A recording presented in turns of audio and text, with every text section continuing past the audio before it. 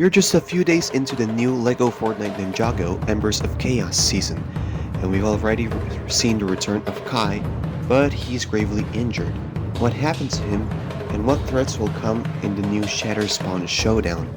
Well, in this video I will explain everything that has happened so far in part 2 of Ninjago, and I'm Jogarozam. Without further ado, let's get started. After all of the previous events, a mysterious figure arrived in the monastery. It was none other than Kai, who had finally managed to escape the land of monsters. However, he was gravely injured, and he later explained everything that had happened to him there. During his second visit to the land of monsters, Kai faced all kinds of dangers, including ninja betrayers, lost masters, fire dragons, and even new enemies, such as fire betrayer masters and even the Oni, powerful beings who are mortal enemies of the dragons. Of course, due to all the chaos energy that roamed these lands, everyone was fighting on the same side, causing chaos everywhere. Cole was most likely with him, fighting against the threats for a while, until he returned to the monastery through a portal, and it was thanks to him that we knew ahead of time about the chaotic threat that was approaching us. Okay, going back to Kai, he found a fire sanctuary in the land of monsters, surrounded by lava all around, and there he encountered a shatter spawn similar to Thunderfang.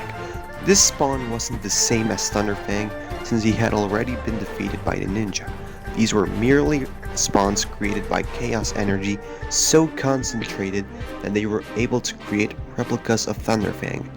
Kai also discovered several fire dragon eggs and learned that during their incubation, these spawns were using the chaos energy to corrupt them, which was why the fire dragons were hostile on the island.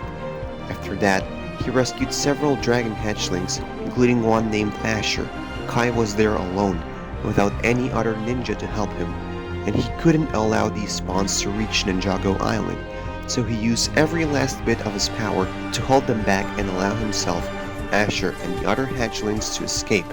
However, all this use of his power unfortunately caused him to lose his connection to his elemental power, and we still don't know when it will return. It was after all this that Kai and Asher arrived at the monastery, and instead of Kai, it was Asher who trained the loopers in the art of fire spinjitzu and its abilities. Cole, on his end, helped them learn to create scythes, the newest weapon of Ninjago Island, useful for fighting all the enemies that approached. However, without Kai's presence in the land of monsters, the shatter spawns could use their chaos energy more freely, and it was with this intensity that more chaos portals opened across Ninjago Island than ever before. There wasn't a single second of peace without another portal opening, and through them began to emerge the fire betrayer masters and two new enemies, the Oni elders and the Oni tyrants. For some reason, they also knew how to use spinjitzu, which made them an even greater threat to the ninja and the loopers. The heroes began to fight back with greater force, but soon another enemy appeared, an ice dragon. Though not as powerful as the fire dragons, this new dragon emerged after several chaos portals were closed, the final measure to eliminate the heroes, but they still managed to defeat it. The loopers continued their training, even beginning to build airships inspired by the Great Zeppelin, as they prepare to face the final threat and will allow them to end all of the chaos. Will the ninja and the loopers be able to train harder to face the shatter spawns? Will Kai recover from his injuries and regain his connection to his elemental power? We'll find out soon when we face the Shatter Spawn showdown. Thank you so much for watching this video. If you liked it, please drop a like, subscribe, and make sure to turn on the bell notifications so you don't miss any of my newest videos.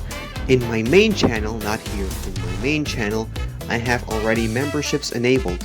So if you want to join there and have your special membership badge and other sorts of benefits like being mentioned in the end of my videos, don't forget to go there, join my membership. It's super cheap. It's like $2 if I'm not mistaken. So if you want to support my main channel like that, I would greatly appreciate it. And of course, I will be combining the memberships of both Spanish speakers and English speakers into one single shout out, because you will all be members of one single channel. I don't have memberships enabled on the main channel, so that's all I can do for now, but thank you guys so much for your support. and see you in the next one. Ninjago!